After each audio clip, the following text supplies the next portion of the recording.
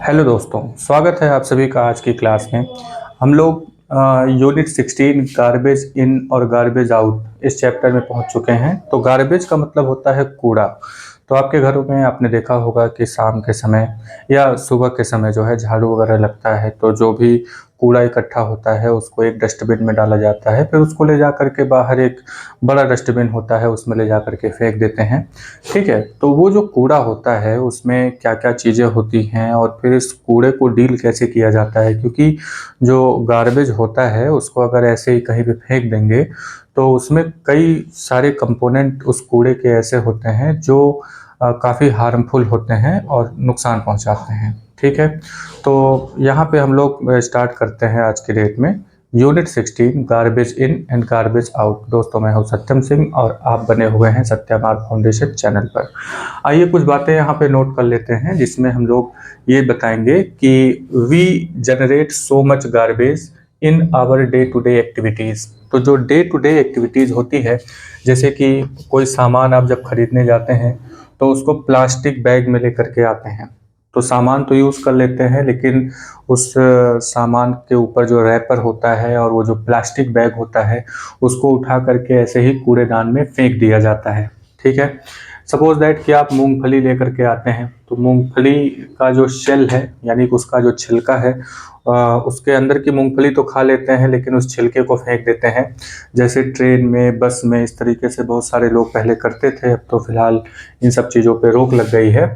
Pencil है, जो छोटे बच्चे होते हैं पेंसिल को इस तरीके से शार्प करते हैं, तो उसका जो छिलका होता है वो भी ऐसे ही कूड़े में फेंक दिया जाता है। ठीक है, तो ये सबको हम लोग वेस्ट कहेंगे। इसी तरीके से डोमेस्टिक वेस्ट होता है। डोमेस्टिक वेस्ट का मतलब होता है कि घरेलू, यानी कि घर में जो कूड़ा बनता है उसको डोमेस्टिक वेस्ट कहा जाता है। तो यहाँ पे ब्रोकन टॉयज, ओल्ड क्लॉथ यानी कि पुराने फटे हुए कपड़े, शूज़ यानी कि जूता, और स्लीपर्स यानी कि टूटे हुए जो चप्पल होते हैं या जो किसी काम के नहीं होते हैं। वेस्ट का मतलब ही होता है कि जो हमारे काम का नहीं होता। तो ये सब चीज़ें जो हैं ये सब गार्बेज होती हैं, जो हमारे काम की नहीं है। जो हमारे काम की नहीं है वो वेस्ट है फिर। तो उस वेस्ट को हम लोग अपने घरों में नहीं रखते हैं, उसको बाहर फेंक देते हैं। तो उसको हमें किस तरीके से डील करना है, इस लेसन में हम लोग यही जानेंगे। तो ये जो कूड़ा कचरा ऐसे ही सड़कों पे फेंक दिया जाता है, इसी को ध्यान में रखते हुए इंडियन गवर्नमेंट ने एक मिशन लॉन्च किया जिसका नाम है स्वच्छ भारत मिशन। ये गांधी जी का सपना था, ठीक है, कि भारत जो है बिल्कुल साफ सुथरा होना चाहिए। तो उन्हीं को ध्यान में रखते हुए जो 2 अक्टूबर है, 2 अक्टूबर यानी कि जो गांधी जयंती होती है 2019 में, उसी समय जो है इंडियन गवर्नमेंट ने स्वच्छ भारत मिशन एक लॉन्च किया था। उसमें ये सबसे अपील की गई थी कि हर किसी को अपने घर की सफाई, अपने घर के आसपास यानी बाहर जो है उसको भी साफ सुथरा रखना है। इसी को स्वच्छ भारत मिशन कहते हैं। ठीक है, और ये लॉन्च हुआ था 2 अक्टूबर 2019 को। ठीक है, और ये बात करते हैं किचन गार्बेज के बारे में। तो किचन में क्या क्या कूड़े कचरे निकलते हैं। तो सबसे पहले fruit and vegetable peels. Peels का मतलब होता है छिलका। तो किचन में जब सब्जियां बनाने के लिए लाते हैं या फ्रूट्स वगैरह लेकर के आते हैं तो उसके जो छिलके होते हैं उनको ऐसे ही फेंक दिया जाता है। एग शेल की अगर हम बात करें, अंडा जब लाया जाता है तो अंडे को तोड़ा जाता है और उसमें से जो मटेरियल होता है उसको बाहर निकाल लेते हैं, और जो एग शेल होता है उसको ऐसे ही डस्टबिन में फेंक दिया जाता है, तो वो भी कचरा है। और वेस्ट फूड है, यानी कि कल का खाना, परसों का खाना जो बचा हुआ होता है, जो खराब हो चुका होता है, जो हमारे काम का नहीं होता, तो ये भी कूड़े में फेंक दिया जाता है।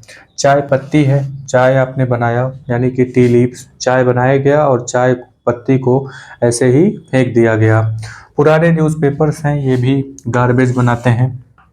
ड्राई लीव्स हैं, सूखी पत्तियां, जैसे पेड़ है अगर आपके आंगन में या अगल बगल में, तो उसकी जो सूखी पत्तियां गिरती हैं वो धीरे धीरे मतलब ख़राब हो जाती हैं और फिर उनको भी कूड़े कचरे में फेंक दिया जाता है, क्योंकि वो किसी काम की नहीं है। इसी तरीके से पेपर बैग्स हैं, तो पेपर बैग को भी जो गार्बेज के फॉर्म में बाहर फेंक दिया जाता है। तो आप इमेजिन करिए कि आप घर से बाहर निकलते हैं और घर के बाहर ही कूड़े का ढेर लगा हुआ है, ठीक है, आने जाने का रास्ता नहीं है, बदबू कर रहा है बहुत ज़्यादा। तो ऐसा अगर होता तो बहुत ही प्रॉब्लम हो जाती, ठीक है। तो उस कूड़े का आखिर क्या होता है? हम लोग तो अपने घर से बाहर फेंक देते हैं डस्टबिन में ले जा करके, लेकिन उस डस्टबिन से उस कूड़े का क्या होता है? क्या वो उसी डस्टबिन में वो कूड़ा पड़ा हुआ रहता है? तो जवाब है नहीं। तो उस कूड़े को डील किया जाता है, डील विद गार्बेज। तो गार्बेज का क्या किया जाता है? तो म्यूनसिपाल्टी जो होते हैं, यानी शहरों में म्यूनसिपाल्टी होती है जिसमें सफाई कर्मचारी होते हैं, ये गार्बेज को कलेक्ट करते हैं, ट्रक में भरते हैं और फिर उसे किसी लो लाइंग या ओपन एरिया में लेकर के जाते हैं। लो लाइंग का मतलब जहाँ पे थोड़ा गड्ढा हो, उस गड्ढे में लेके जाते हैं और वहाँ पे लैंड फिलिंग का काम करते हैं। लैंड फिलिंग का मतलब होता है कि उस जमीन में जो गड्ढा था उसको भरने का काम करते हैं, ठीक है। तो उसके बाद जैसे मान लीजिए कि कोई गड्ढा है इस तरीके से, ठीक, अब यहाँ पे कूड़ा कचरा ऐसे डालना शुरू किया और यहाँ तक ये पूरा भर गया। तो इसके ऊपर थोड़ी सी मिट्टी ऐसे बिछा देते हैं और इसी के ऊपर पेड़ वेड़ लगा देते हैं सब, तो ये एक अच्छा सा पार्क बन जाता है, ठीक है। तो लो लाइंग एरिया जो होते हैं उस पे गार्बेज को भर दिया जाता है और फिर वहाँ पे पार्क वगैरह बना देते हैं। वहाँ पे बिल्डिंग फॉर्मेशन की इजाज़त नहीं दी जाती गवर्नमेंट की तरफ से, क्योंकि वो एरिया काफ़ी कमज़ोर होता है, ठीक है। नीचे तो गार्बेज ही है, बहुत मजबूत थोड़ी होता है।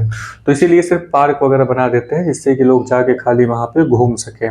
तो अगर आप गार्बेज को देखेंगे, यानी कि जो कूड़ा कचरा हमारा होता है, उस कूड़े कचरे में दो तरह की चीज़ें होती हैं, यूज़फुल चीज़ें भी होती हैं और नॉन यूज़फुल कंपोनेंट भी होता है। तो जो चीज़ें सड़ रही होती हैं, जैसे कि जो फूड वेस्ट है या फिर पील्स हैं, peels of vegetables and fruits, ये सब नॉन यूज़फुल होती हैं, ये सड़ रही होती हैं, तो इनको जो है अलग कर लेते हैं।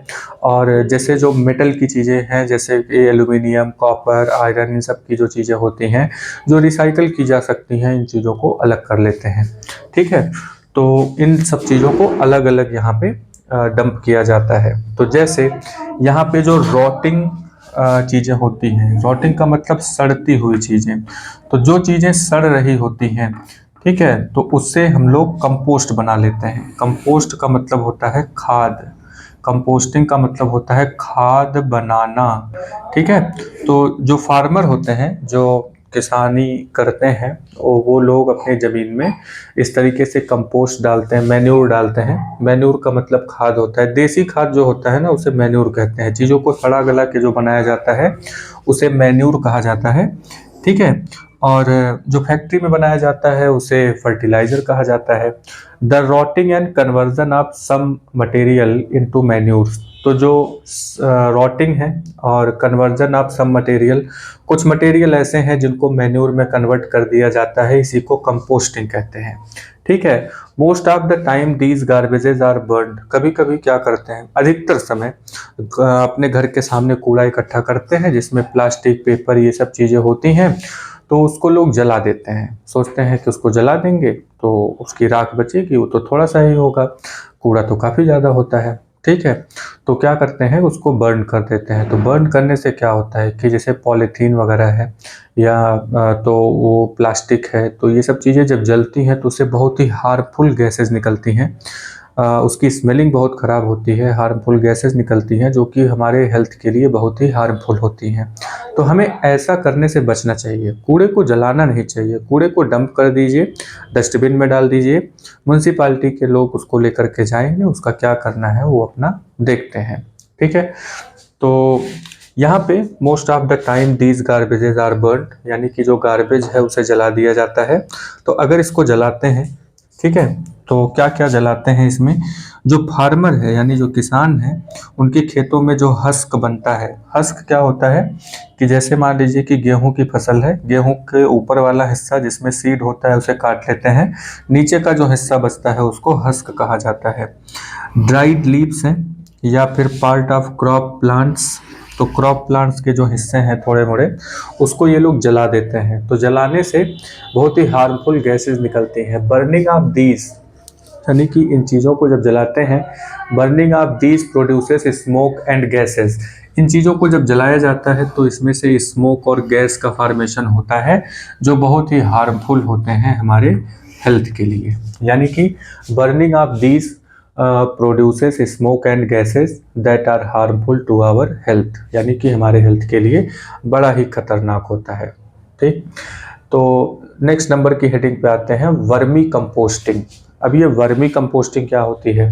सबसे पहले इस वर्म शब्द पे ध्यान दीजिए। वर्म का मतलब आप कीड़ा याद रख सकते हैं, कीड़ा। कंपोस्टिंग का मतलब होता है प्रिपरेशन ऑफ मैन्योर, जैसा कि यहाँ पे अभी हम लोगों ने डेफिनेशन देखा, यानी कि the rotting and conversion of some material into manure.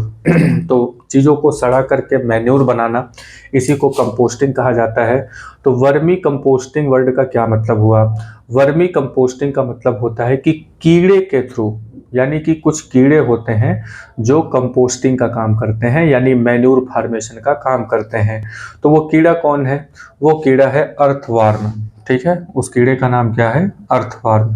तो सबसे पहले वर्मी कंपोस्टिंग की डेफिनेशन लिख लेते हैं कि the method of preparing compost, यानी कि वर्मी कंपोस्टिंग एक मेथड है।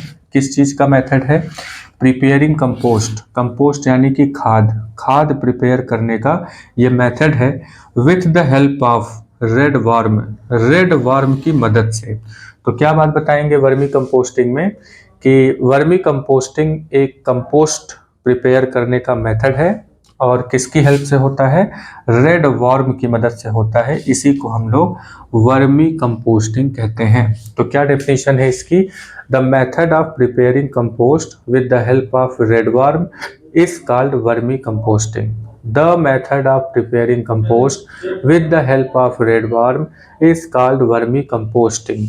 ठीक है, तो ये जो रेड वार्म होता है ये क्या काम करता है? रेड वार्म अगर उस कूड़े में, खास करके जो सड़ने वाले कूड़े होते हैं, जैसे प्लास्टिक वगैरह है वो सब थोड़ी यूज़ करेंगे, जो फ्रूट पील्स हैं या फिर वेजिटेबल पील्स हैं, जो सड़ने वाली चीज़ें होती हैं, लीव्स वगैरह, इन सब चीज़ों को एक जगह इकट्ठा करते हैं और उसमें रेड वार्म ढेर सारा डाल देते हैं।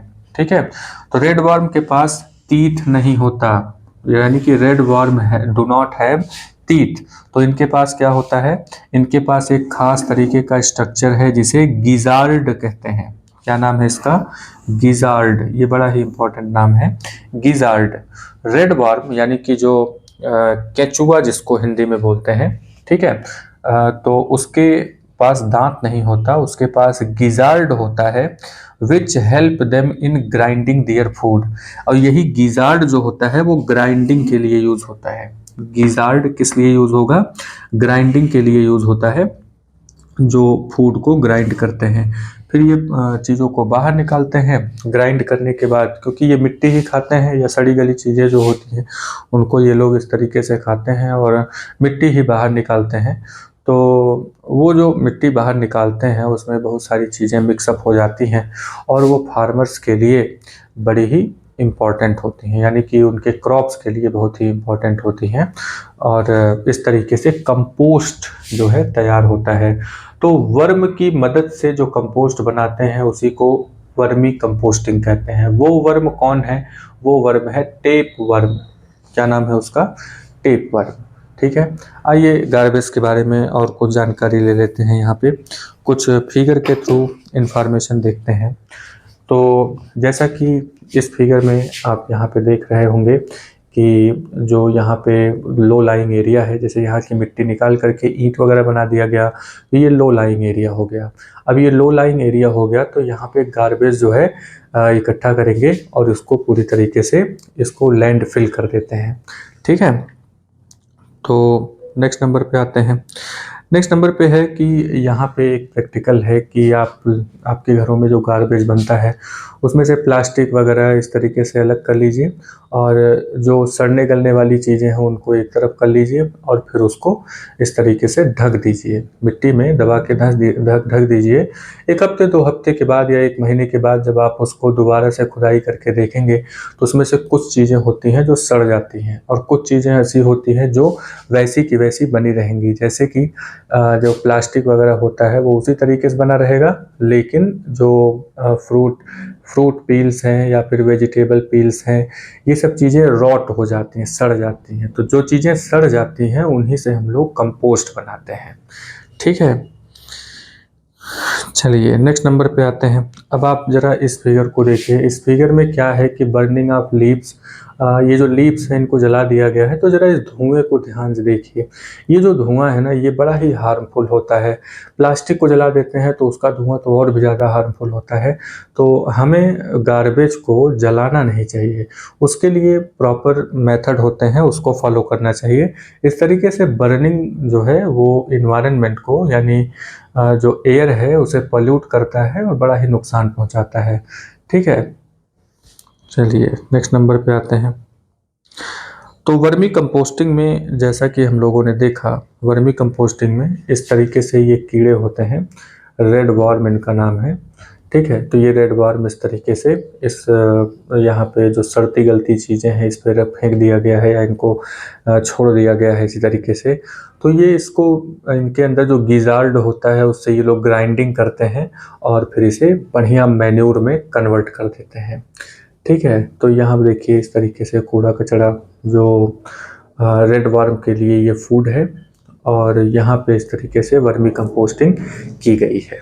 ठीक है, तो ये जो फिगर है, ये इससे इन सब से आपको ये फिगर मतलब याद रखना है कि इसी तरीके से ये होता है। ये बात समझ में आई? तो चलिए नेक्स्ट नंबर पे हम लोग बात करेंगे कि जो कूड़ा कचरा है उसे फेंकने से पहले हमें थोड़ा सा ध्यान रखना है। ठीक है, गवर्नमेंट क्या करती है कि 2 तरह के कूड़े कचरे का डब्बा रखती है, एक ब्लू कलर का होता है, एक ग्रीन कलर का होता है।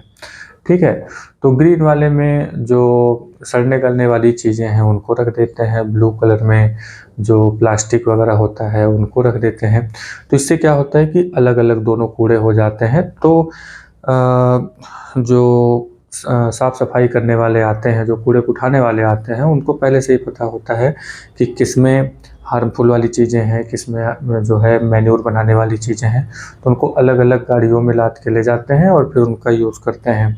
ठीक है, तो हमें कूड़े को फेंकने से पहले ध्यान रखना चाहिए कि वो किस तरह का कूड़ा है। तो चलिए इन्हीं के बारे में हम लोग कुछ बातें नोट करते हैं। ठीक है,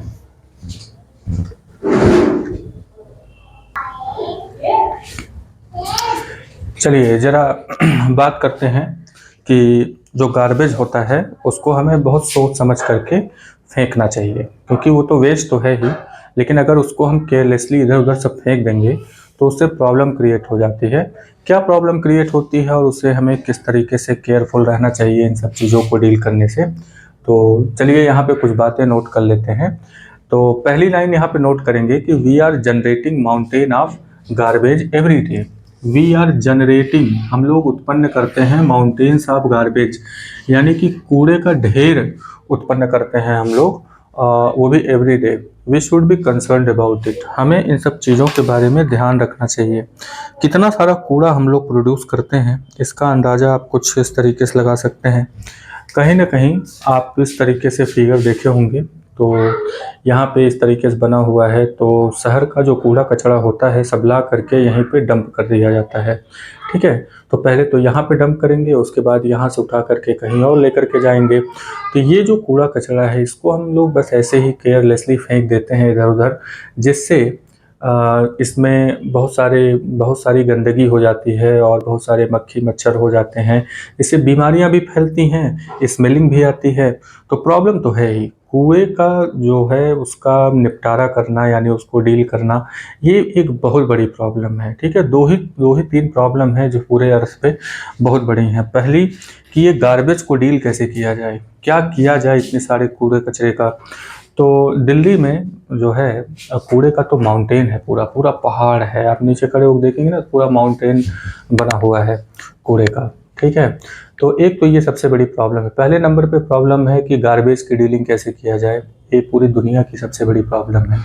ठीक है, दूसरे नंबर पे जो बहुत बड़ी प्रॉब्लम है वो है पॉपुलेशन। तो पॉपुलेशन जिस हिसाब से बढ़ रहा है और हमारे जो रिसोर्सेज हैं वो लिमिटेड हैं, तो ये भी एक बहुत बड़ी प्रॉब्लम है।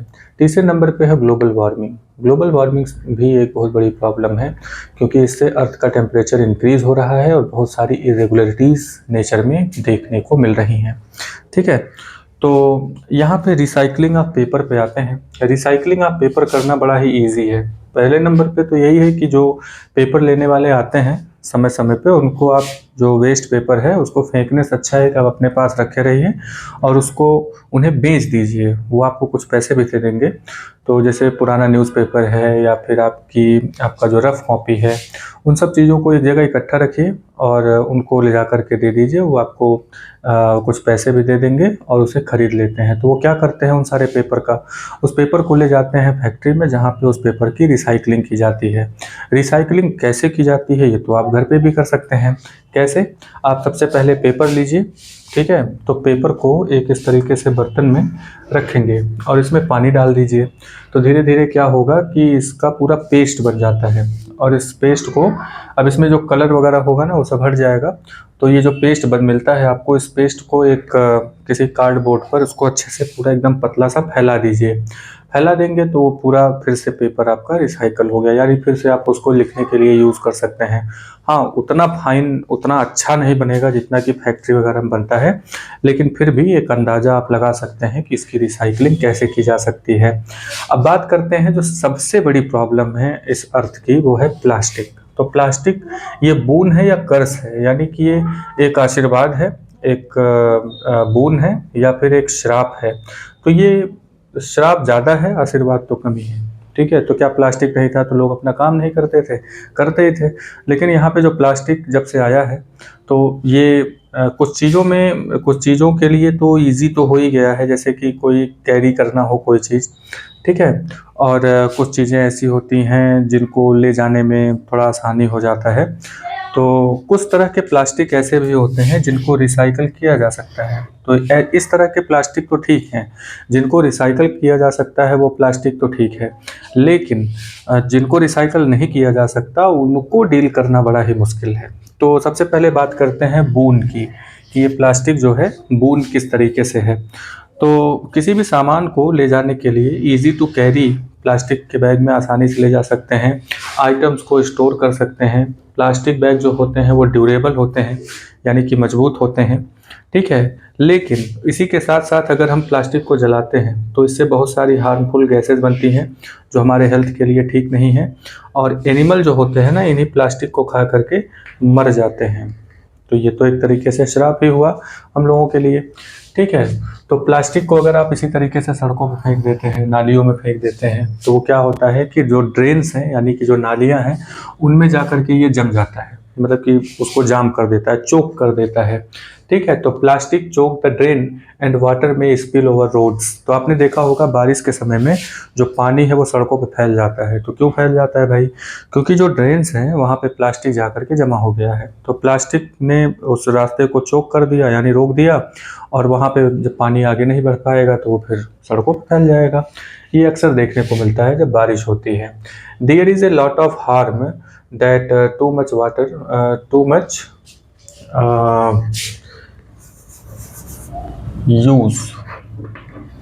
यूज ऑफ प्लास्टिक, ठीक है। तो there is a lot of problem that too much use of plastic can do, यानी कि बहुत ज़्यादा प्लास्टिक अगर आप यूज़ करते हैं तो उससे क्या क्या प्रॉब्लम्स हो सकती है, बहुत सारे प्रॉब्लम्स हो सकते हैं। तो यहाँ पे क्वेश्चन ये बनता है कि what can we do to minimise over use of plastics and deal with garbage, यानी कि प्लास्टिक का जो ओवर यूज़ है उसे रोकने के लिए हमें क्या करना होगा। गवर्नमेंट को जो करना होगा वो तो करती ही है। कई बार गवर्नमेंट प्लास्टिक जो है वो बैन भी कर देती है, लेकिन फिर से धीरे धीरे लोग प्लास्टिक यूज़ करना शुरू कर देते हैं, ठीक है। तो प्लास्टिक जो होता है उसको रोकने का, उसका जो ओवर यूज़ है, अगर हम लोग सिर्फ यूज़ करें तो वो बात अलग है, लेकिन यहाँ पे प्लास्टिक का ओवर यूज़ होता है। हर छोटी छोटी चीज़ों के लिए प्लास्टिक बैग का यूज़ किया जाता है या प्लास्टिक की चीज़ों का यूज़ किया जाता है जो कि नुकसानदायक होता है। तो हमें प्लास्टिक के ओवर यूज़ को रोकने के लिए कुछ पॉइंट है यहाँ पे जो हमें करना है। पहले नंबर पे पॉइंट ये है कि हमें मिनिमम यूज़ करना है। हमें प्लास्टिक का मिनिमम यूज़ करना है। किस चीज़ का? प्लास्टिक बैग का। प्लास्टिक बैग का मिनिमम यूज़ करिए। इसकी जगह पे जो है अगर हम लोग यहाँ पे प्लास्टिक बैग का मिनिमम यूज़ करते हैं या फिर ये जो बैग होते हैं उसे रीयूज़ करते हैं बार बार, तो यहाँ पे हम लोग काफ़ी जो नुकसानदायक चीज़ें होती हैं, यानी कि जो प्लास्टिक को बार बार नया प्लास्टिक हम लोग यूज़ करते उसी जगह पे पुराने प्लास्टिक बैग का ही यूज़ कर रहे हैं, तो ये प्लास्टिक का जो ओवर यूज है इसे हम लोग कम कर सकते हैं। तो क्या नोट करेंगे इसमें, we make a minimum use of plastic bag, we reuse the bags whenever it is possible to do so without any adverse effect। अगर कोई बुरा प्रभाव नहीं पड़ रहा है तो उस प्लास्टिक को आप बार बार यूज़ करिए। ठीक है, नेक्स्ट नंबर पे आते हैं, we insist shopkeepers use paper bags. हम दुकानदारों को कह सकते हैं, उनको इंसिस्ट कह सकते हैं, इंसिस्ट कर सकते हैं, उन पर जोर लगा सकते हैं कि हम प्लास्टिक बैग में नहीं ले जाएंगे, आप हमें पेपर बैग दीजिए। तो जाहिर सी बात है कि जो शॉपकीपर है वो क्या करेगा कि पेपर बैग लाने की कोशिश करेगा और पेपर बैग में चीज़ों को देने की कोशिश करेगा। तो अगर मान लीजिए कि ये नहीं हो पा रहा है तो हमें कपड़े का बैग लेकर के जाना चाहिए। पहले के समय में ना ये कपड़े का बैग बनाते थे लोग, जब प्लास्टिक उतना चलन में नहीं था तो क्लॉथ बैग बनाते थे या फिर जूट बैग बनाते थे। ठीक है, उसका वो लेकर के शॉपिंग करने के लिए जाते थे। ठीक है, तो हमें यही काम अब भी करना चाहिए ओवर यूज ऑफ प्लास्टिक को रोकने के लिए। थर्ड नंबर पे है, we should not use plastic bag for storage of eatables. तो यहाँ पे देखिए, जो ईटेबल्स है, जो खाने की चीज़ें होती हैं, वो हमें प्लास्टिक में स्टोर नहीं करना चाहिए। क्यों नहीं करना चाहिए? क्योंकि प्लास्टिक जो होता है ना, वो ईटेबल्स के साथ जो है वो रिएक्शन कर जाता है और हम लोग उसी खाने को खा लेते हैं, यानी अल्टीमेटली हम लोग प्लास्टिक को ही एक तरीके से खा जाते हैं। ठीक है, इसका एक एग्जाम्पल है, आपने देखा होगा या महसूस भी किया होगा, आपका जो टूथब्रश है, टूथब्रश किस चीज़ का बना हुआ है? प्लास्टिक का। ठीक है, आप उसे यूज़ करते हैं, तो मान लीजिए कि एक ही टूथब्रश आप कई दिनों से यूज़ कर रहे हैं, मतलब सालों यूज़ कर रहे हैं, तो आपने नोटिस किया होगा कि वो प्लास्टिक का जो ऊपर वाला हिस्सा होता है, जो है ना, जो रेशे होते हैं उसके, धीरे धीरे वो घिसने लगते हैं।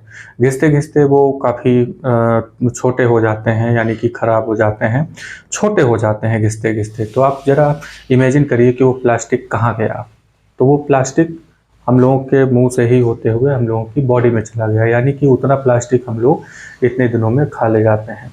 ठीक है, इसके अलावा प्लास्टिक बैग में जो भी पैक्ड चीज़ें होती हैं उसको भी जब हम लोग यूज़ करते हैं तो कहीं ना कहीं प्लास्टिक का कुछ हिस्सा उसमें, उस फूड आइटम में आ ही जाता है और उसको भी हम लोग खाते हैं।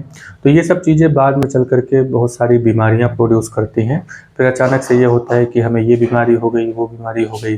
ठीक है, तो हमें प्लास्टिक को कम्प्लीटली इग्नोर करने की कोशिश करनी चाहिए। ठीक है, चाहे वो किसी भी तरीके का यूज़ हो, तो हमें प्लास्टिक बैग को यूज़ नहीं करना चाहिए। फोर्थ नंबर पे आते हैं, do not throw plastic bag here and there after use. Plastic bag को हमें हियर एंड देयर नहीं फेंकना चाहिए। हियर एंड देयर का मतलब यहाँ वहाँ। तो यहाँ वहाँ अगर प्लास्टिक बैग को आप ऐसे ही फेंक देते हैं तो उससे होता क्या है कि वो कभी जो है नाली में जा कर के जाम कर देगा, वो सड़कों पे इसी तरीके से फैला रहेगा, एनिमल्स उसको खा लेते हैं, है ना। जैसे प्लास्टिक में आप कुछ पुराना जो 2 दिन का बासी खाना या ख़राब खाना है उसको पैक करके फेंक दिया आपने, तो एनिमल उस खाने को खाने के चक्कर में उस प्लास्टिक बैग को भी खा ले जाते हैं और वो मर जाते हैं बेचारे। फिफ्थ नंबर पे आते हैं, we should never burn plastic bag and plastic items. हमें प्लास्टिक बैग और प्लास्टिक आइटम को बर्न नहीं करना चाहिए, जलाना नहीं चाहिए। तो क्यों नहीं जलाना चाहिए?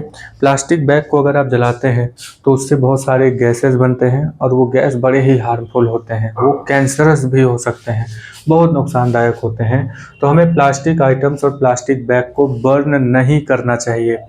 सिक्स्थ नंबर पे आते हैं, we should not put garbage in plastic bag and throw it. जो गार्बेज होता है, यानी कि जो कूड़े कचरे होते हैं, उनको हमें प्लास्टिक बैग में भर करके नहीं फेंकना चाहिए। प्लास्टिक बैग में करके फेंकेंगे तो खाने वाली चीज़ें वही हैं कि एनिमल्स खा के मर जाते हैं, और प्लास्टिक बैग में करके अगर आप गार्बेज को फेंकते हैं तो वो ख़राब नहीं होती, सड़ती नहीं है, वो प्लास्टिक बैग में ही कवर हो जाती हैं। ठीक है। 7वें नंबर पे आते हैं, we should use vermi composting. बड़ा ही इंपॉर्टेंट चीज़ है यहाँ पे कि वर्मी कंपोस्टिंग हमें यूज़ करना चाहिए अपने घर पे ही। अपने घर पे ही आप वर्मी कंपोस्टिंग करिए। किन चीज़ों का? किचन वेस्ट का। तो किचन वेस्ट जो होते हैं, खास करके जो फ्रूट एंड वेजिटेबल्स पील्स हैं या फिर सीड वगैरह जो भी होते हैं, उन सब चीज़ों को अगर आप यूज़ करते हैं अपने वर्मी कंपोस्टिंग में तो एक अच्छा यूज़ उसका है और थोड़ा सा हम लोग गार्बेज डंपिंग से बच जाएंगे। We should recycle paper. जहाँ तक हो सके आप पेपर को रिसाइकल करिए। कोशिश यही करनी चाहिए कि हम पेपर को रिसाइकल कर सकें। फेंकने से अच्छा है, जलाने से अच्छा है कि आप उसे रिसाइकल करने की कोशिश करिए। ठीक है। तो एक दो पॉइंट और है, उसको भी नोट कर लेते हैं और इसी के साथ ये लेसन खत्म हो जाएगा। ठीक है।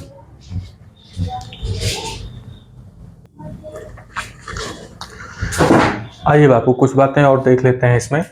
तो 8 नंबर पॉइंट तक नोट कर लिए। 9 नंबर पॉइंट नोट करेंगे कि we should use both sides of paper to write. We should use slate for rough work. हमें जो पेपर है, जो आपकी कॉपी है, उस कॉपी में दोनों साइड लिखने की कोशिश किया करिए। कुछ बच्चे क्या करते हैं कि बस एक साइड में लिखते हैं, पीछे वाला साइड छोड़ देते हैं। तो ऐसा नहीं करना चाहिए। हमें पेपर को पूरी तरीके से अच्छे तरीके से यूज़ करना चाहिए, उसमें उसको वेस्ट नहीं करना चाहिए। ठीक है। और जहाँ तक हो सके अगर आपके पास है तो स्लेट का यूज़ करना चाहिए। स्लेट जो होता है ना, इस तरीके से होता है, इतना बड़ा सा कार्डबोर्ड टाइप का, तो उस पर आप चौक से लिख सकते हैं। ठीक है। तो उस पर अब लिखेंगे तो उसे आप इजीली इरेज कर सकते हैं, तो पेपर वेस्ट नहीं होगा। We should use blank sheet of paper left in our notebooks for rough work. तो आपकी जैसे आप नोटबुक बनाते हैं तो फेयर कॉपी बनाते हैं, तो फेयर कॉपी में कुछ पेजेस छूट जाते हैं, तो उस छूटे हुए पेजेस को हम लोग रफ वर्क के लिए यूज़ कर सकते हैं। तो ये हमें ध्यान में रखना है। और 10th नंबर पॉइंट है कि we should make our family friends and others to follow proper practices for disposing different types of waste. यानी कि जो अलग अलग टाइप के वेस्ट होते हैं उनको डिस्पोज करने के जो तरीके होते हैं, अलग अलग तरीके के, उन तरीकों को अपने फैमिली को, अपने दोस्तों को और दूसरों को भी समझाना चाहिए, बताना चाहिए। ठीक है। देखिए आप पढ़ लिख रहे हैं तो पढ़ लिख करके आपको जानकारी हो रही है, तो जिनको जानकारी नहीं है उनको आपको अवेयर करना चाहिए। ठीक है। कि हमें जो वेस्ट है उसे प्रॉपर डिस्पोज करना चाहिए, नहीं तो इससे इन्वायरमेंट में बड़ी प्रॉब्लम होती है और इन्वायरमेंट में ही तो हम लोग भी रहते हैं, तो जो अल्टीमेटली हम लोगों को भी प्रॉब्लम होगी और होती ही है। ठीक है। तो यहाँ पे जो मेन लाइन निकल करके आती है वो ये है कि the more garbage we produce, यानी कि जितना ज़्यादा गार्बेज हम प्रोड्यूस करेंगे, मोर विल बी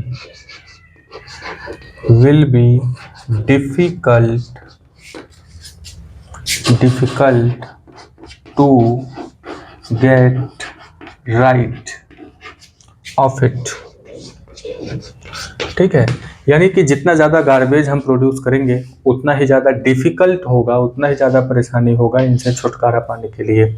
यानी कि आज के समय में एक बहुत बड़ी प्रॉब्लम है गार्बेज की, वेस्ट की। तो इस वेस्ट को हमें ठीक तरीके से डील करना चाहिए, नहीं तो इनको कहाँ रखा जाए, किस तरीके से फेंका जाए, इन सब चीज़ों के बारे में जानकारी आप सभी को होनी चाहिए। और कभी कभी आपने देखा होगा कि डस्टबिन जो है घर के बाहर पड़ा हुआ रहता है, लोग घर की छत से ही जो है कूड़ा ऐसे निशाना लगा करके फेंकते हैं कि उसमें चला जाए, और उसमें अक्सर नहीं जाता है, वो सड़क पे ही गिर के बिखर जाता है। तो उसको उठा करके कूड़ेदान में डालने की कोशिश कोई नहीं करता। तो आप प्लीज़ ऐसा मत करिए, आप जो है कूड़े को उठाइए और सीधे ले जा करके डस्टबिन में डालिए। कम से कम डस्टबिन में प्रॉपर कूड़ा डाल तो सकते हैं, इतना तो किया ही जा सकता है। मत अलग करिए आप, जो यूजेबल नॉन यूजेबल चीज़ें हैं उनको मत अलग करिए, लेकिन कम से कम कूड़ेदान में तो ले जा करके चीज़ें डाल दीजिए। आपने अक्सर देखा होगा, आप स्कूल जाते समय कल नोटिस करिएगा या आज नोटिस करिएगा, तो उसमें जब आप देखेंगे तो जो आप उसमें डस्टबिन खोजिएगा कि जो बड़े बड़े कंटेनर टाइप के होते हैं, उस डस्टबिन को जब आप देखेंगे तो हो सकता है कि उसके आसपास जो है ढेर सारा कूड़ा बिखरा हुआ पड़ा हुआ हो। ठीक है, तो ये सब लापरवाही है, ये सब हमें नहीं करना चाहिए। वहाँ पे कूड़ेदान रखा हुआ है तो कम से कम उसमें ले जा करके प्रॉपर कूड़े को डालना चाहिए। ठीक है, तो इसी के साथ ये चैप्टर ख़त्म होता है। मिलते हैं नेक्स्ट चैप्टर में। और ये पूरा मतलब आपका सिलेबस ख़त्म हो गया है और अब हम लोग नेक्स्ट क्लास के बारे में बात करेंगे। 7th क्लासेस के बारे में अब क्लासेस चलेंगी। 6th का साइंस का कंप्लीट हो चुका है। ठीक है, बाकी के जो सब्जेक्ट है वो भी कंप्लीट जल्दी ही करवा दिया जाएगा। तो आप चैनल पर बने रहिए, वीडियो को लाइक करिए, सब्सक्राइब करिए, कमेंट करिए। ठीक है, और बेल आइकन दबा दीजिए सब्सक्राइब करने के बाद, जिससे कि आपको आगे के अपडेट्स मिलते रहें आपके क्लास के। ठीक है, तब तक के लिए जय हिंद।